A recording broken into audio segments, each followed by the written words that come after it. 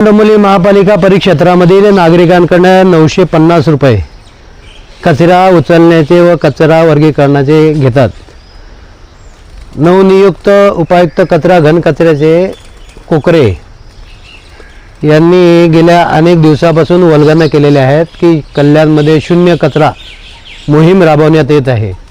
आजच्या दिनी आज सकाळपासून मी प्रभागामध्ये फिरतोय विभागामध्ये, तर सर्व दूर कचरा आणि कचराच दिसतोय।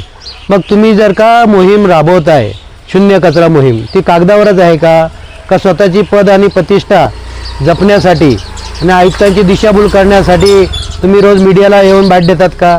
तर त्याचं प्रत्यक्ष उदाहरण हे आहे। आज प्रभागामध्ये सर्व दूर कचरा आहे। मग ह्या कचऱ्याला महापालिकेकडे असलेल्या घंटा गाड्या नाही आहे, हे मुख्य कारण आहे। फक्त पेपर समोर यायचं आणि सांगायचं की घंटा गाड्या नाही, घंटा गाड्या आहे, घंटा गाड्या। मी त्या दिवशी वर्कशॉपला गेलो होतो, 25 घंटा गाड्या त्या ठिकाणी पडलेल्या होत्या, ज्या CNG वरती या बॅटरीवरती होत्या। मग त्या का प्रशासनाचं पूर्णपणे दुर्लक्ष आहे, तर नागरिकांनी 950 रुपये द्यायचे कशाचे, हा माझा प्रशासनाला सवाल आहे। आयुक्त महोदय यांच्या कारभाराकडे योग्य ते लक्ष द्या, ही माझी आपणास विनंती आहे।